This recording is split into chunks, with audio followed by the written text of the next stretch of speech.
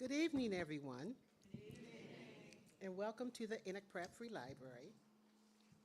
My name is Vivian Fisher, and I am Deputy Chief of Public Services.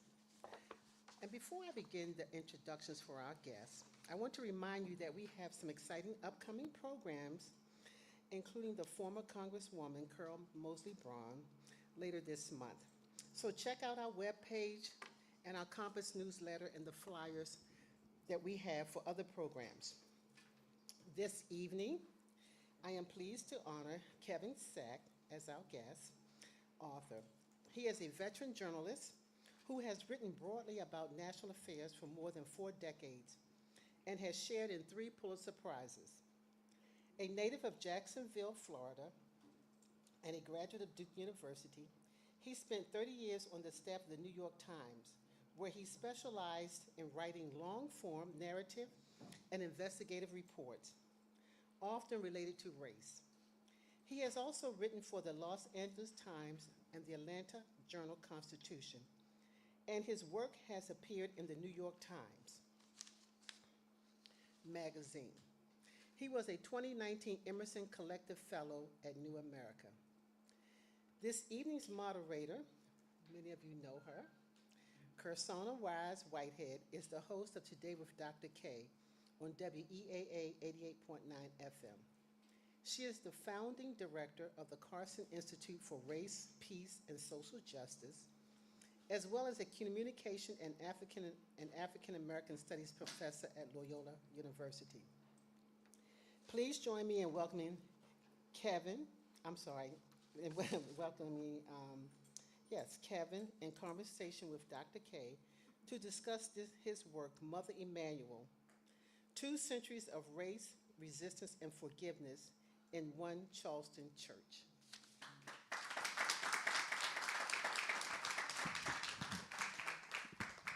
Thank you so much for that introduction. I am really delighted to be here in conversation with you, Mr. Sack. I followed your work from the New York Times, and this book made me cry.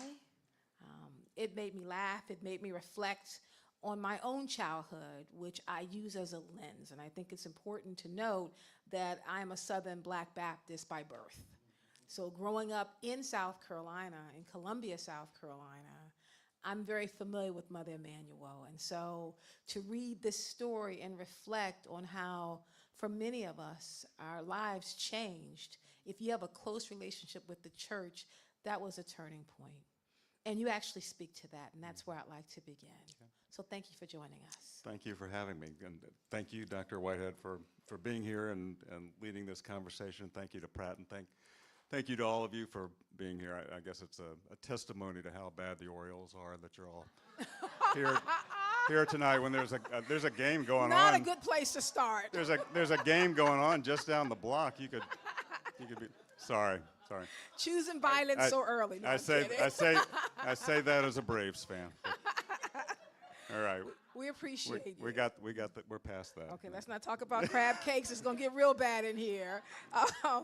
So I want to start because when I read the book, you begin and you end almost at the same spot. And so I want to lay that out because that to me frames the 250 plus pages with these 2 lines, because you begin by talking about how preachers like to proclaim from the pulpit that the doors of the church are always open. You know that if you've ever gone to the church, the doors of the church are open. And then he ends the last line in the book, after talking about everything, you say the doors are no longer always open. Right.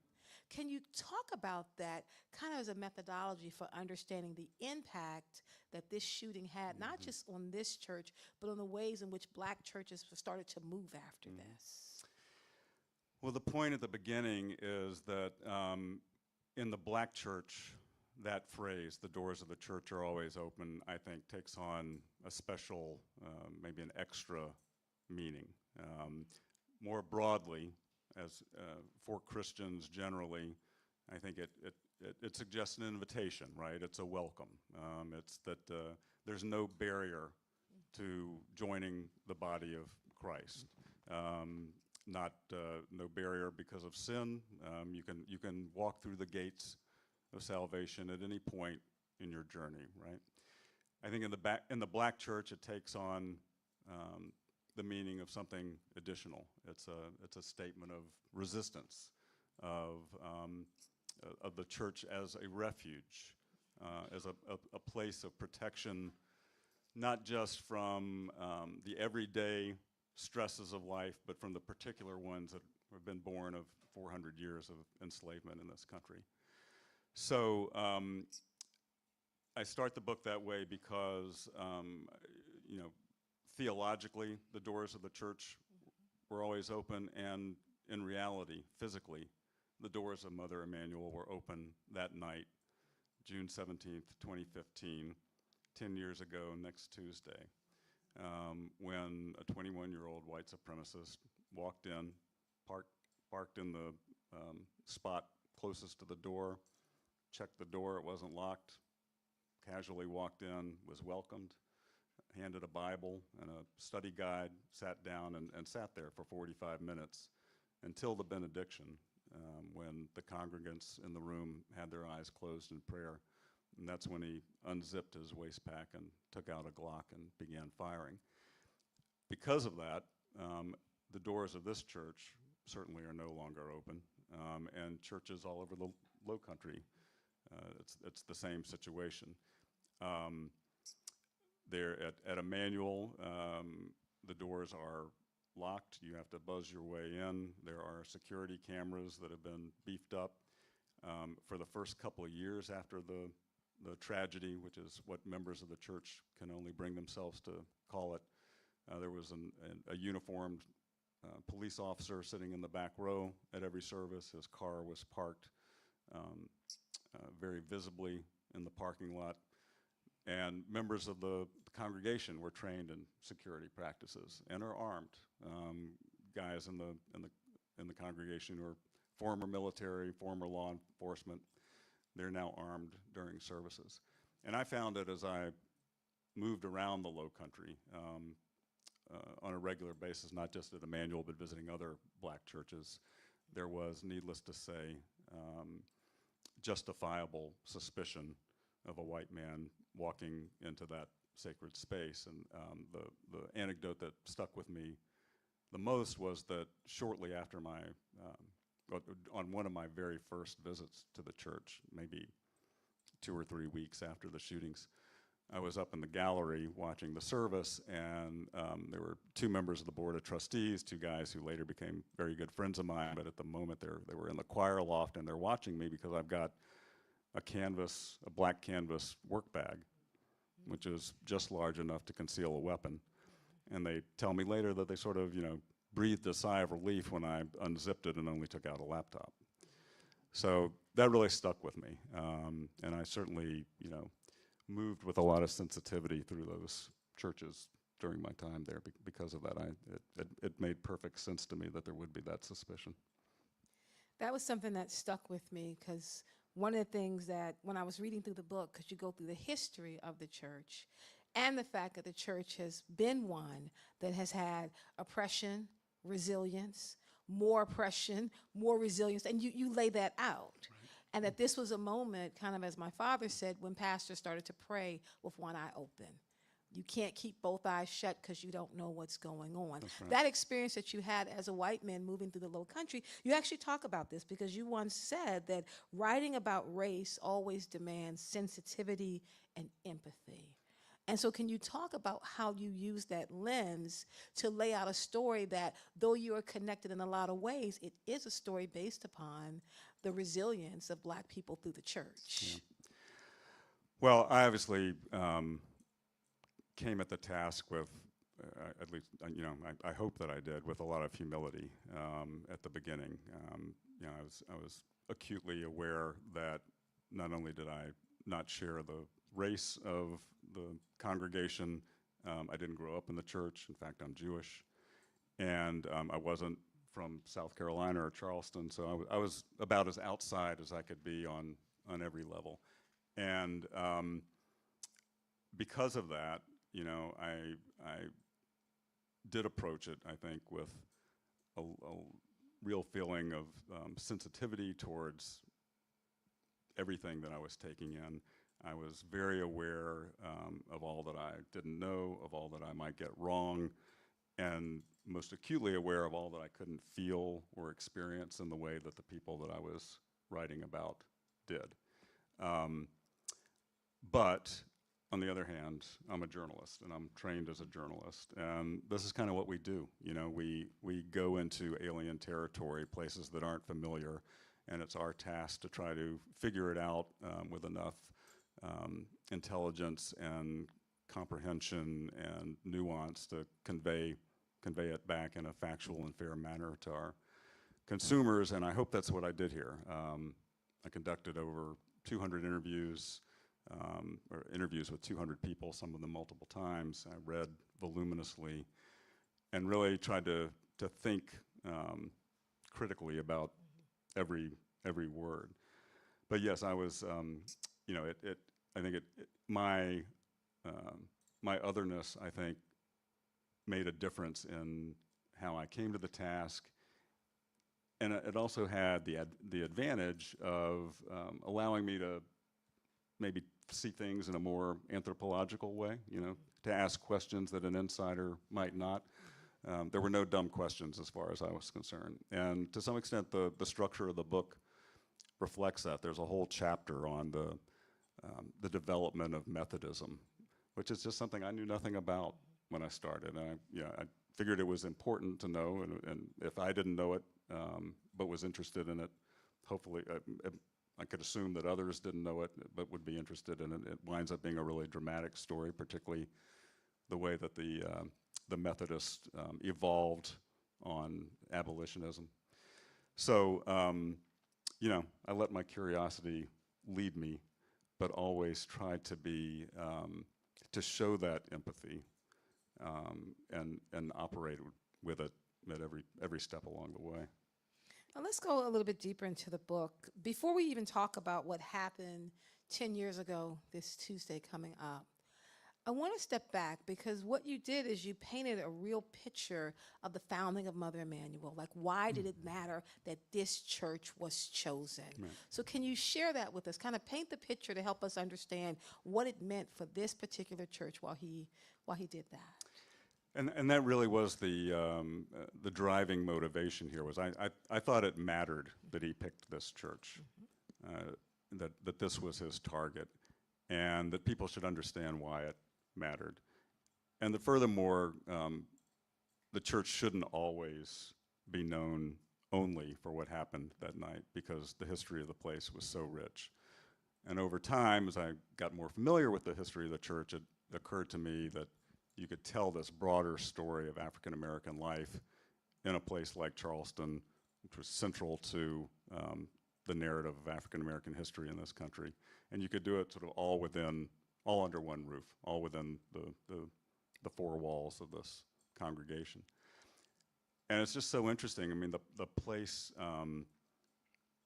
was founded as a radical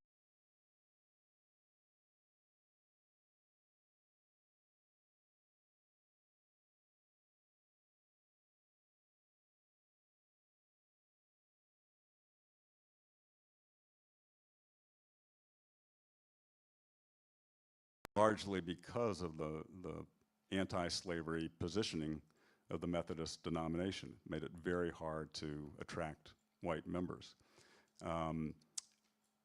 There were a series of sort of indignities and offenses forced upon the black worshipers of these churches, rights that they once had to sort of control their own form of worship were taken away, and the straw that broke the camel's back in Charleston was that the white trustees of the largest Methodist church in town decided to build a garage for their horse-drawn hearse on top of a black burial ground. And at that point, a man named Morris Brown, who was a free person of color in Charleston, and a shoemaker, a man of some means, and a lay preacher, led a mass walkout of thousands of African American Methodists from these white churches. It was a totally subversive act, in the context of the day. And it was treated that way.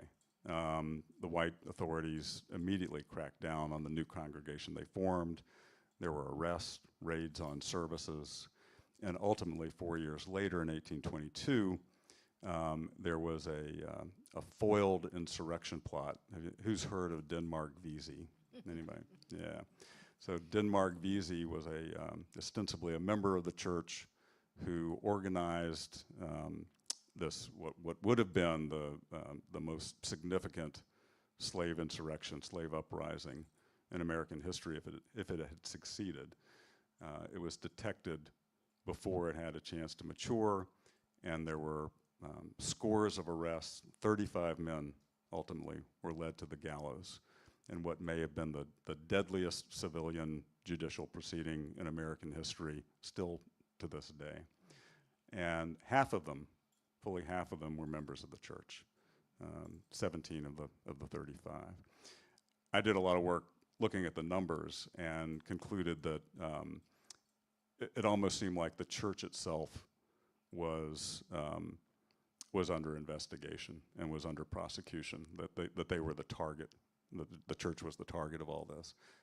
Members of the church were twice as likely to be arrested, convicted, and sentenced to death as those who were not members of the church. Now, you note that the church today, to just kind of flip the two, it's an active place of worship, but it's also a place of symbolism. That these two things are running along beside each other, that people are coming because they're members, and then there are people like me who are coming because something tragic happened there. Can you talk about that dichotomy, how the church is still trying to exist, because it's really always been this type of place where two things were happening at the same time? Yeah. Well, the church will never be the same. I think it goes without saying, and that's been a very difficult reality for many members to accept. And there's a real tension, I think, in the church between both commemoration on the one side and remembrance, and this desire to just have church again, right? To go back to the way it was, to have the congregation we used to have, the place that we grew up in, where we went to Sunday school. And people have traveled that path at different speeds. Some have, accepted the new reality faster than others. And you're right, part of what has happened is that the church is not only now an active church, it's a shrine, and justifiably so. And there are visitors in the pews every Sunday. Sometimes a third, maybe a half of the people at a Sunday service may be visitors. Many of them are white. Many of them are, I think those who are there come with the best of intentions. And they're there to show their support. Sometimes they're there to work out their own guilt by association. But I think it's earnest. Nonetheless, it's difficult because someone whose family has sat in the same pew for 5 generations walks in, and there's a white visitor sitting in the pew. So those tensions are there still, every day, every week, I think. And the church also has these physical challenges. The building is in rough shape. They're in the middle of a 2-phase fundraising campaign to try to repair serious damage from termites and water and stuff like that. So that's another part of the tension, because the visitors also bring in some cash, right, that the congregation has not been able to afford.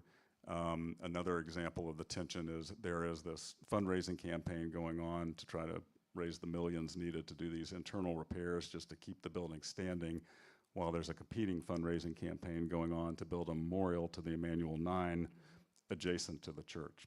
And so they're often fighting over the same pots of money, on the one hand for remembrance, and on the other hand just to have church. What did you learn about Christian ideology through the lens of Mother Emanuel? Because people may not understand the difference with the African Methodists, the impact of that versus, say, Baptists.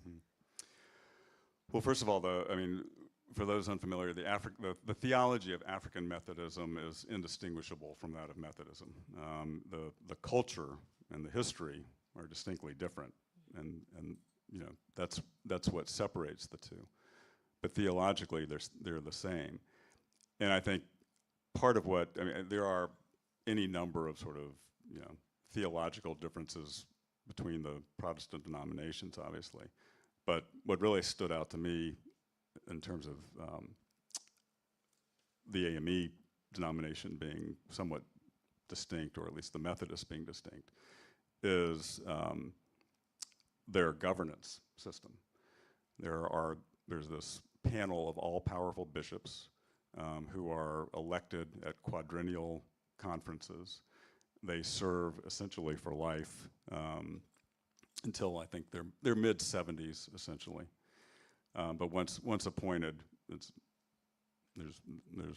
they're in the job for a good long while, and they've got sole authority to appoint pastors to churches.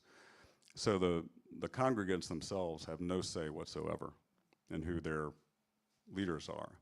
And that's often a recipe for tension from the get-go, and it played out at Emanuel a number of times in the aftermath of the slayings.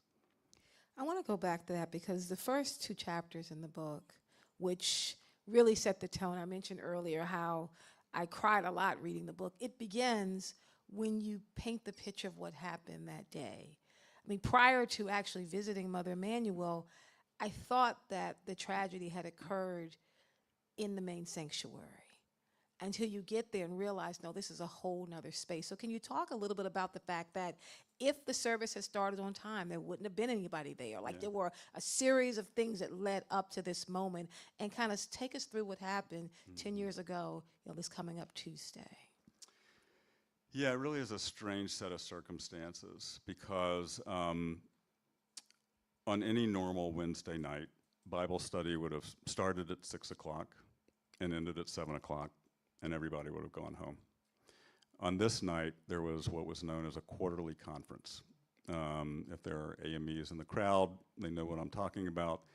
Every 3 months, the presiding elder, who is sort of a middleman in the AME hierarchy between the ministers and the bishops, comes to the church. He does this with every church in his district on a quarterly basis.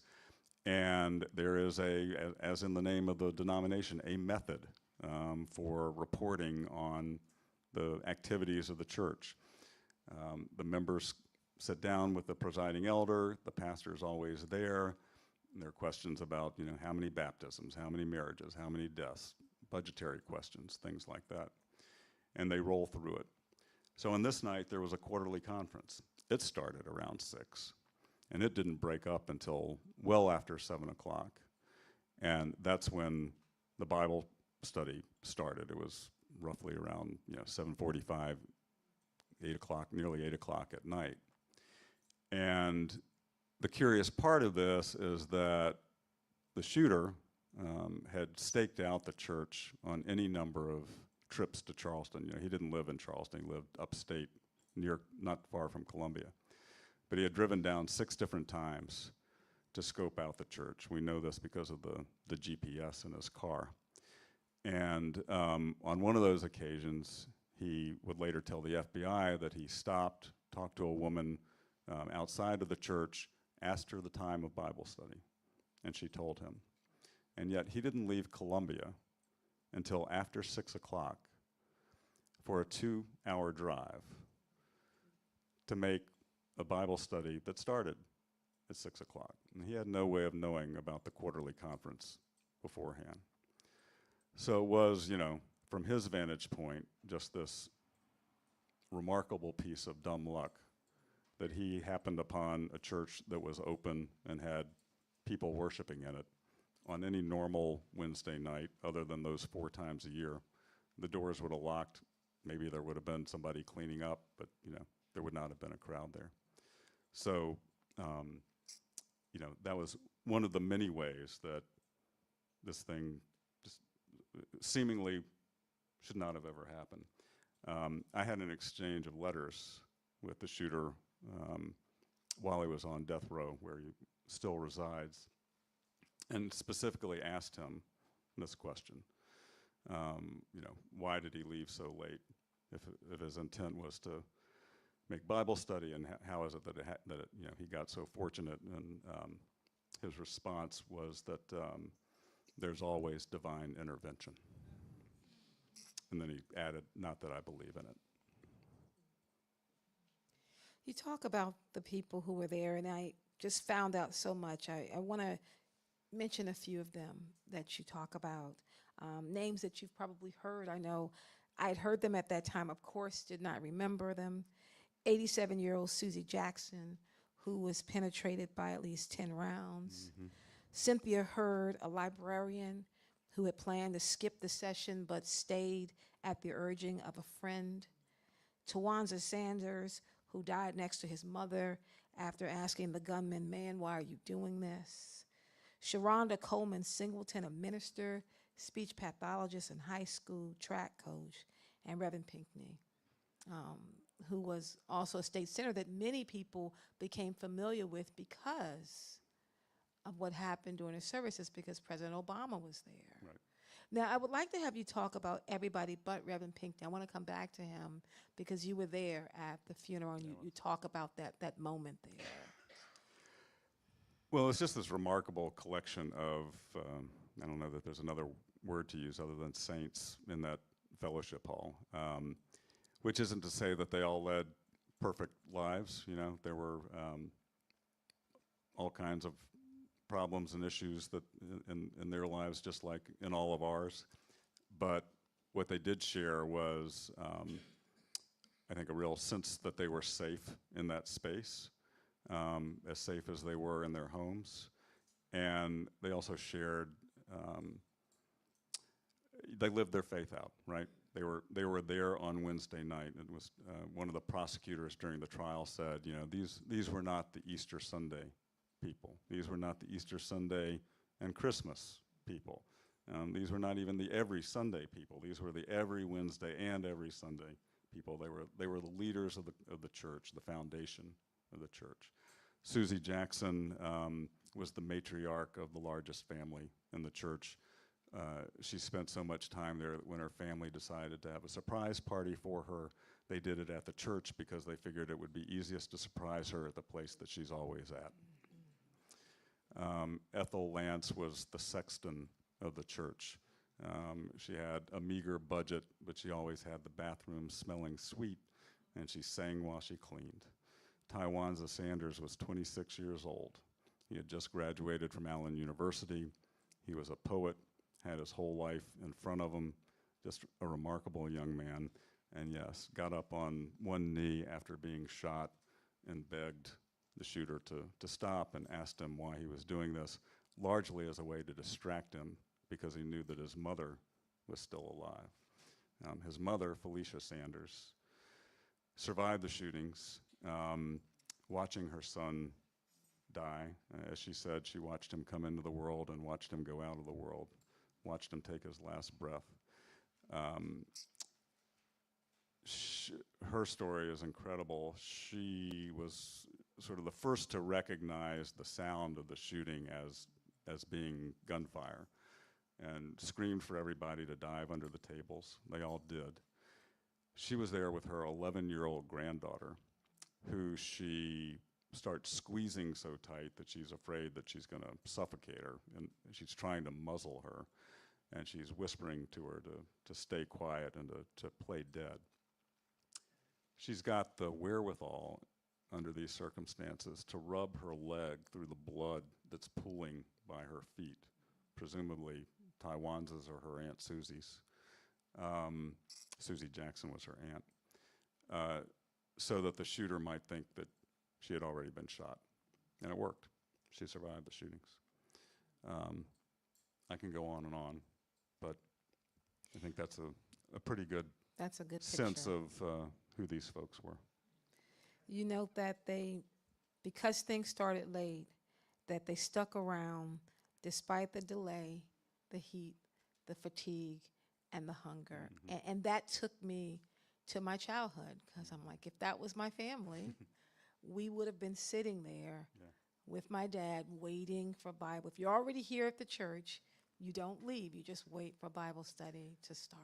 Well, one thing that's interesting is it could have been far worse because there were any number of people who left after the quarterly conference because it had run on so long, and it was a hot summer night. It was getting late. It was getting dark. A lot of the folks that were there were older. They had long drives out back to Somerville and North Charleston and West Ashley.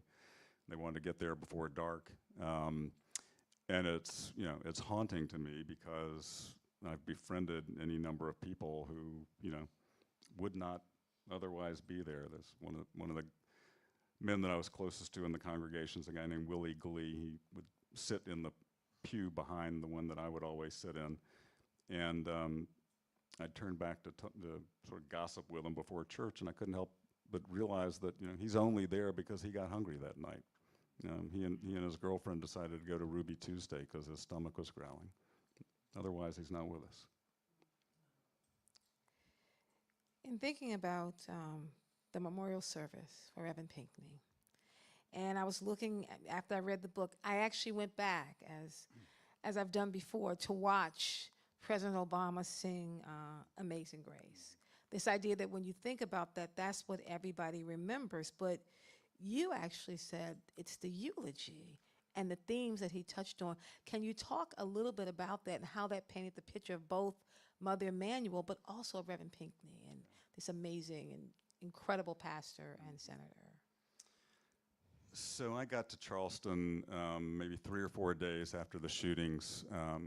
I was on the New York Times' investigative team at the time, so it kind of wasn't my portfolio to parachute into a big breaking news story like that. That was done by other folks on the staff. But the draw of the story was just really strong for me, and I called our national desk and sort of raised my hand, and they sent me. I spent the first week working on a profile of Reverend Pinckney that ran on the front page on the morning of his memorial service. And he was an incredible prodigy. He was called to preach at age 13. Literally was walking through the sanctuary of his country church in Ridgeland, South Carolina, when he heard the voice of God calling him to preach. And those that knew him as a kid said that he was just a sort of an awkward, his sister used the word weird kind of kid, because from that point on he was dead serious about the business of becoming a preacher, and literally wore a suit and tie to middle school and carried a briefcase, while every other kid is wearing T-shirts and Nikes. So that's who he was. I was very fortunate to also cover the memorial service, which was about 9 days after the shootings. It was on a Friday. It was not at the church itself. It was at the College of Charleston's basketball arena, which was around the corner. This was because they didn't feel like they could fit the crowd into the church. They needed more room. And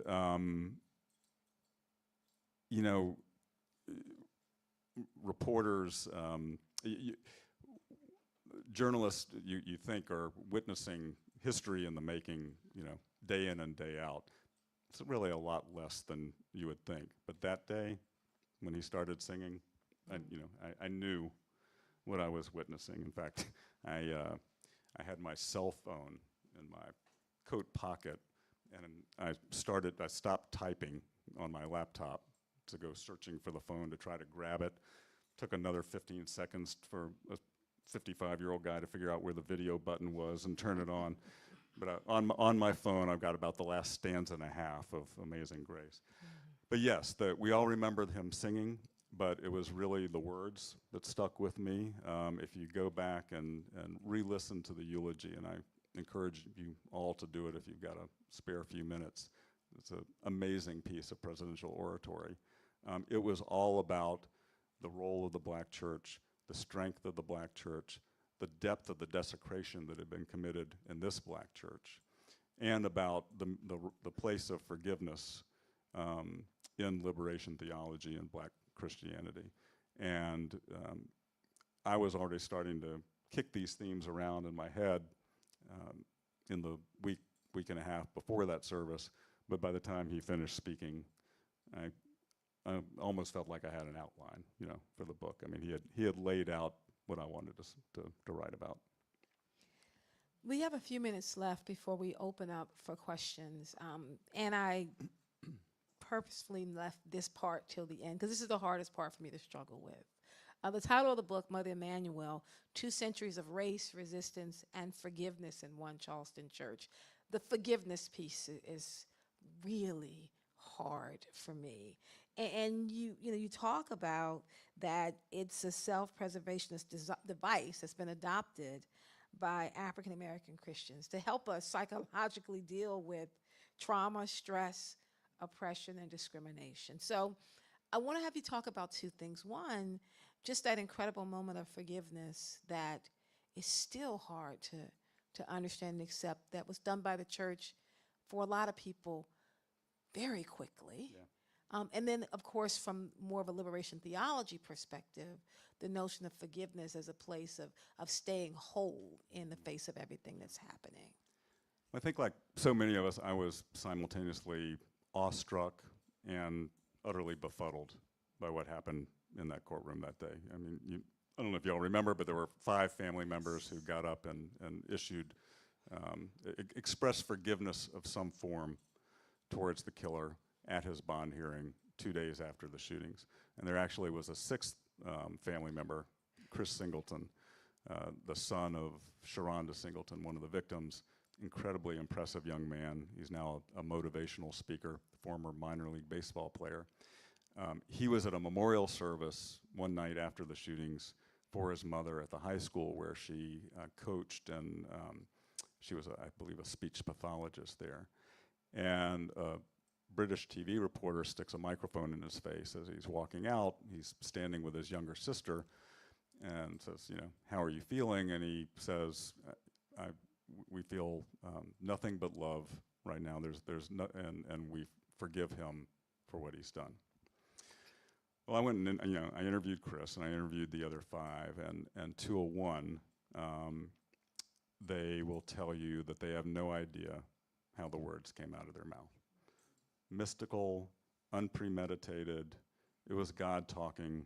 They were merely the vessels, and they continue to believe that to this day. And Chris, in fact, says he knows it had to be God talking because there's no way in the world he could ever imagine himself doing this of his own accord. And yes, what I eventually concluded after talking to them at length, talking to theologians, other members of the congregation, and it's important to note that these folks did not speak for everybody in the congregation or even everybody in their families. There were families that were deeply divided over this. But after speaking to folks, it started to occur to me that these expressions of forgiveness toward Dylan Roof were not really for Dylan Roof. They were for the people that were expressing forgiveness, and that it was this preservationist mechanism that had been adapted by African American Christians over the generations just as a way to get through.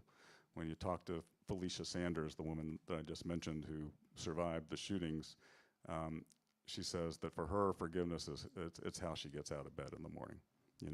It's all she's got. And I also ultimately started to see this as this form of forgiveness as its own style of resistance, just as the resistance of the various other leaders of the church that I characterize and describe in the book. And it was a reclamation of agency. It was an assertion that they were not going to be re-victimized by this guy who had already victimized their loved ones, their families, their community. Anthony Thompson, who was the widower of Myra Thompson, who was the woman who was leading the Bible study that night, may have put it best when he told me that he was not going to let this guy be his lifetime partner. That really, that made a lot of sense to me. And so, I think that's what was going on. It is an assertion of power. It's the one thing that the victimizer cannot take away from you, is your ability to forgive.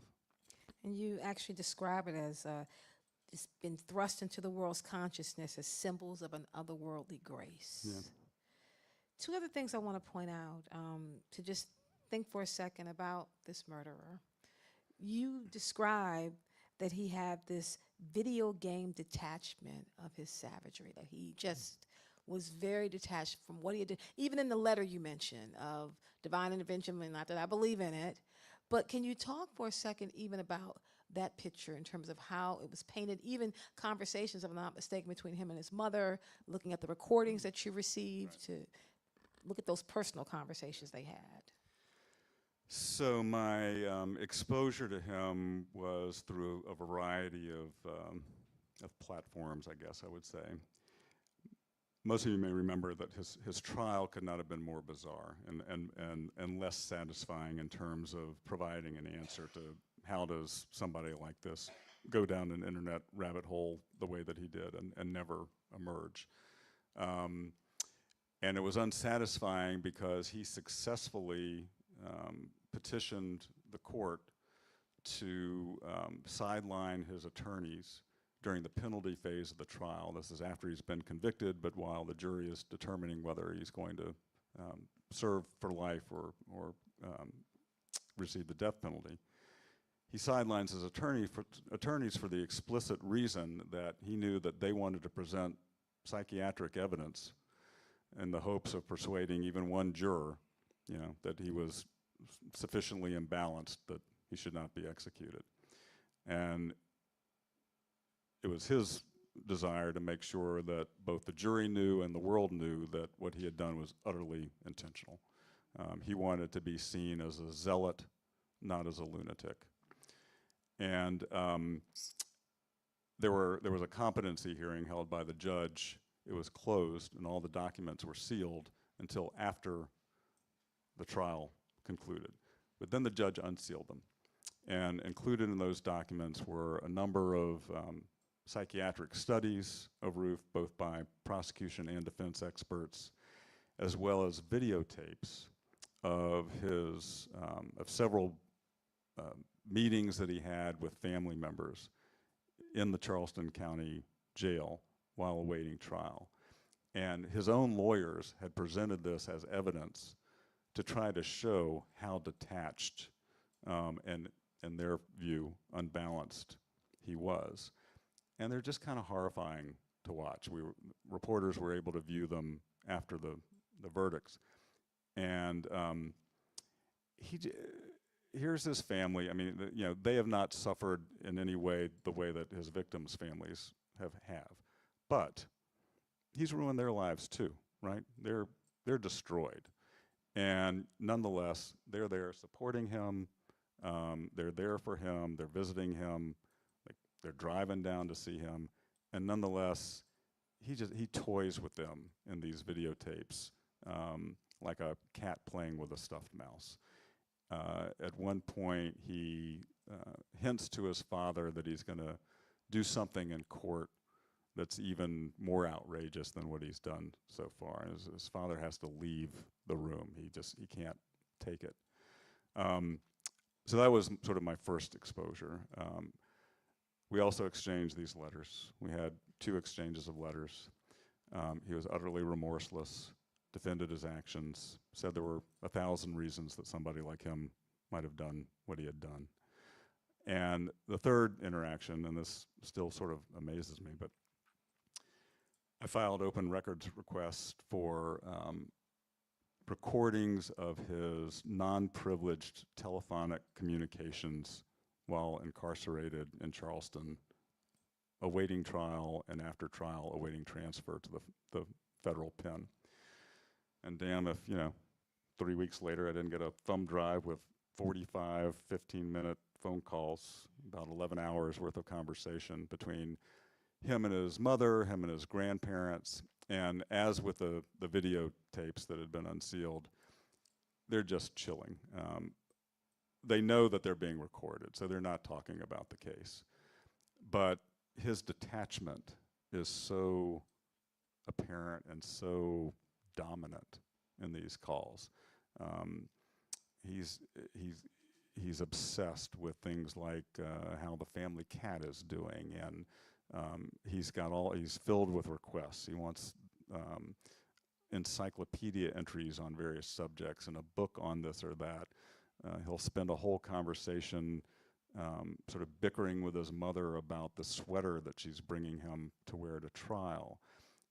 In one call, he asks her for a French primer because he wants to master French while he's on death row. So it's just bizarre, and not only does he seem sort of unaware of his own predicament, he's got no appreciation for what he's put his family through. And there's one exchange with his grandfather in which he instructs him. Now, Granddad, if lawyers show up at the house or the cops show up at the house, investigators, you guys don't talk to them. And the grandfather says, well, Dylan, I hate to tell you, but that's kind of all me and your grandmother do. They're by all the time. This is our life now. He says, I hate to tell you, Dylan, I know I don't need to fuss at you. You don't need to be fussed at. He just sort of cradles him like a broken bird. I think they all do. But it's kind of been pure hell for your grandmama and me. And there's a pause, and Dylan says, seriously? And the grandfather says, yeah, seriously.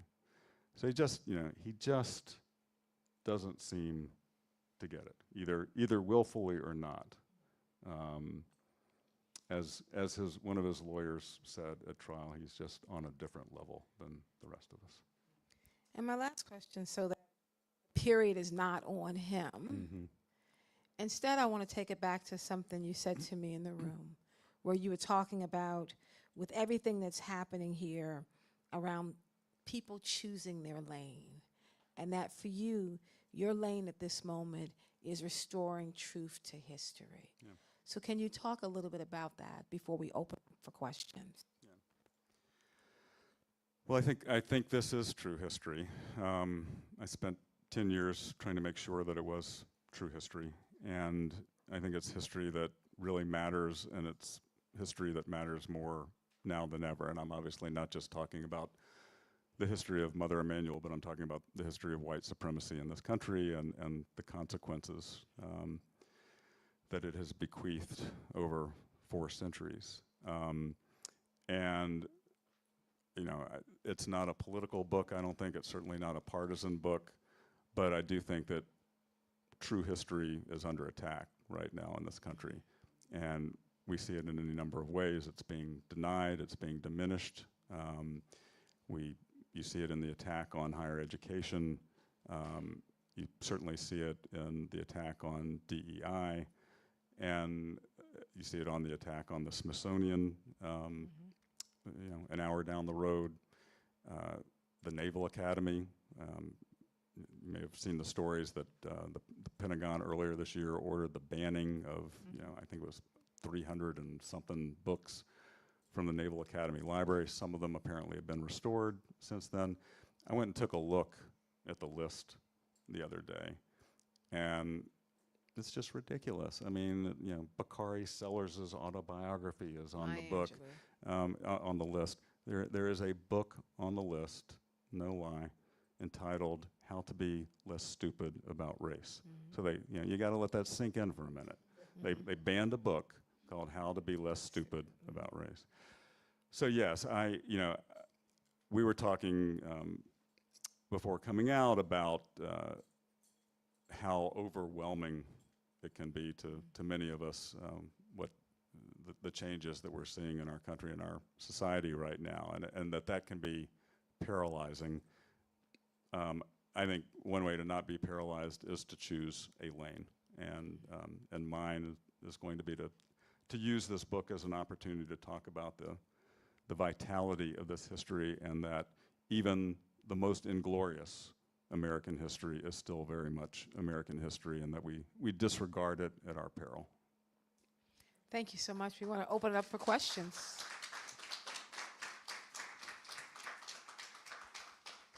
About 15 minutes for your questions. If you have a question, please raise your hand and I'll call on you. All the way in the back.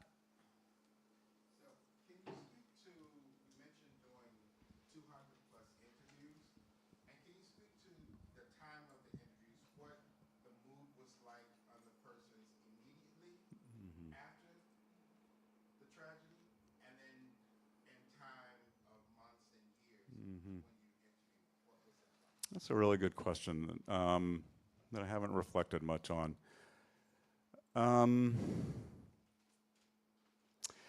Yeah, I mean, I think the interviews, well, first of all, there was a difference in the way I conducted the interviews as time passed. I mean, obviously there's, you just got to be incredibly sensitive in the immediate aftermath. And I tried to be. I think it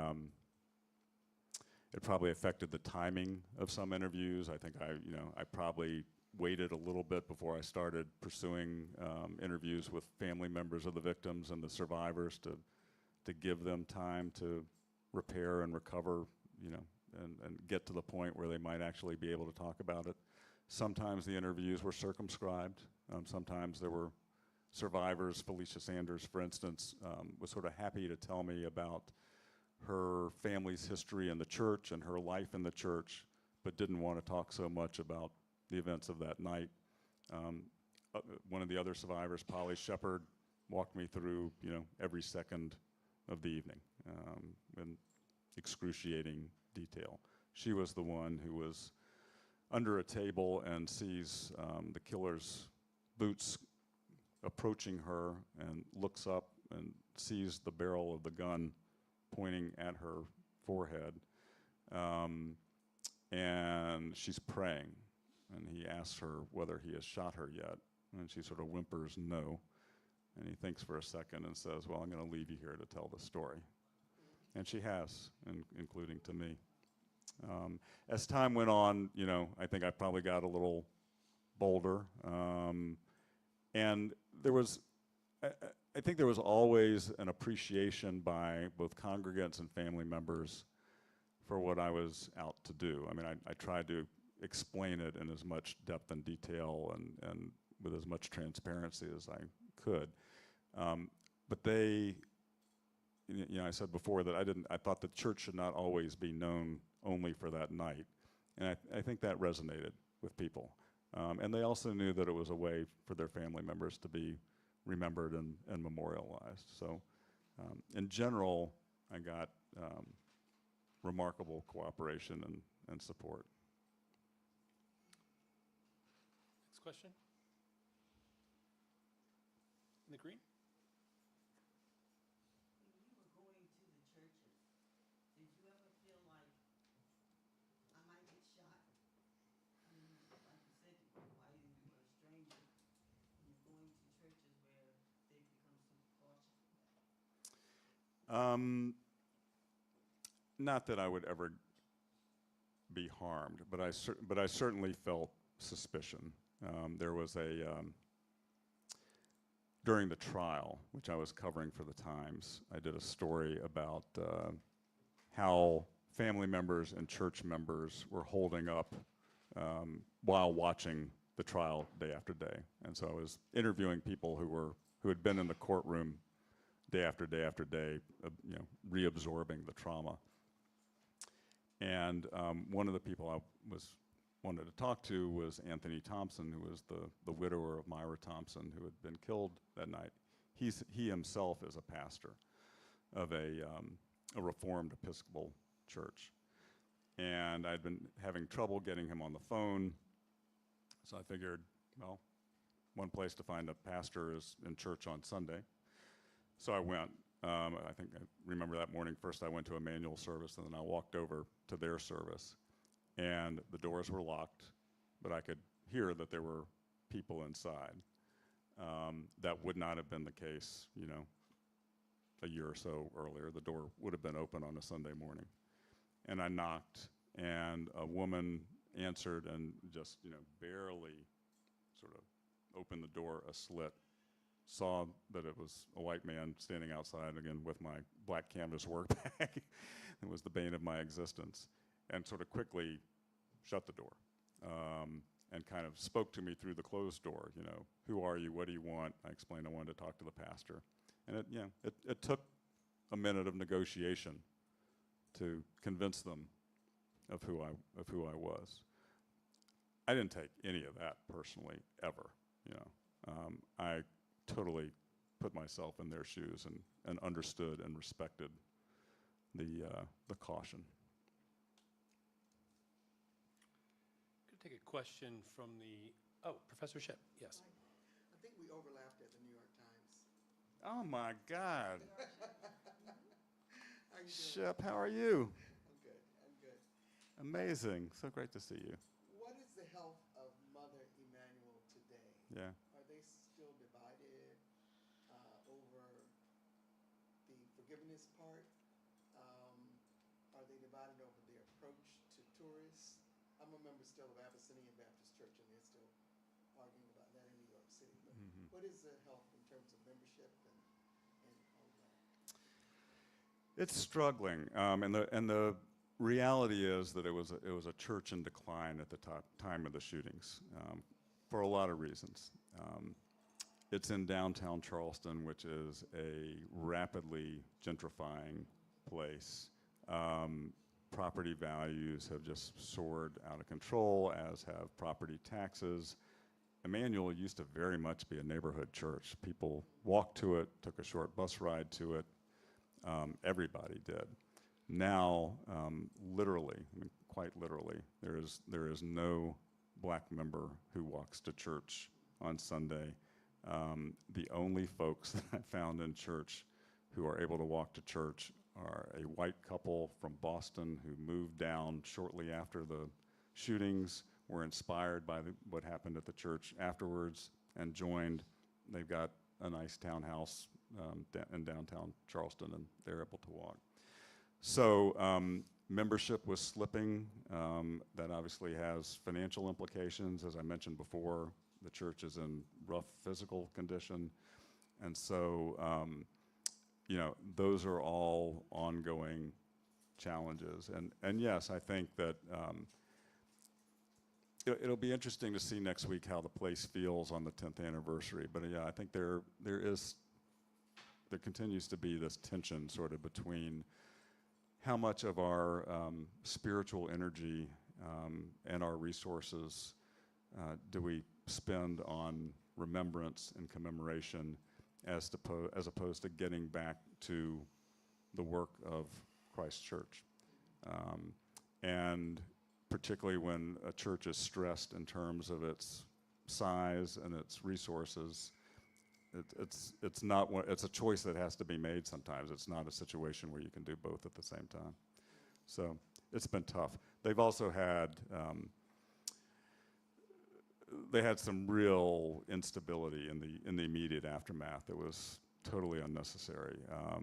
And this goes back to what I was saying before about the governance system of the denomination. But there were 3 pastoral changes within a year.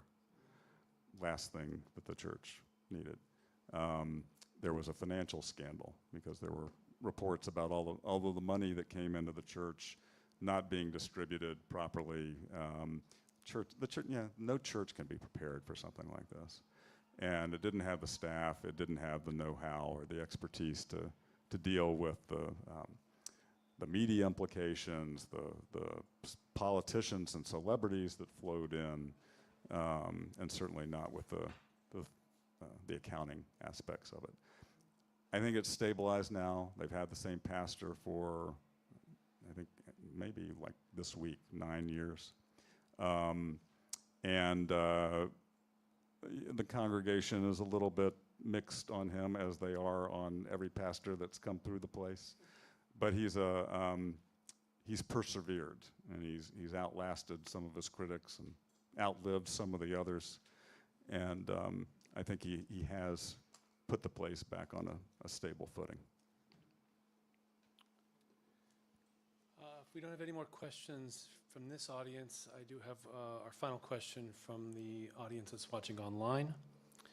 Kevin, they ask, what has the initial reaction been from family members to the people you've profiled in the book, about the people you've profiled in the book? So far, all positive, but I will say it's early. The book is 9 days old, so people are still digesting it. It's not an easy or necessarily a fast read. So I expect I'll get more in the coming weeks. But those who have read it and have gotten back to me seem to be very pleased with the portrayal. I think they find it both real and empathetic. I think someone used the word unblinking to me, which is a word that I liked. So I think have tried to do both. I've tried to give both, an honest impression of the church, its strengths, its weaknesses, both the highlights and the lowlights of its history. And I think that's been appreciated so far. And the critical reviews have been great, been very gratifying. So so far, so good. Folks, please help me thank tonight's moderator, Chrisania Wise-Whitehead.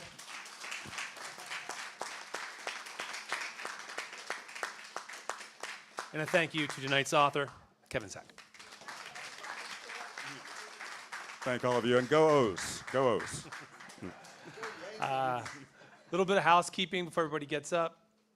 Greedy Reads is outside. They're happy to sell you a book, and Kevin would be happy to sign it for you. Kevin will be signing up here. I also want to say that the Orioles are 8-2 in their last 10 games. Thank you.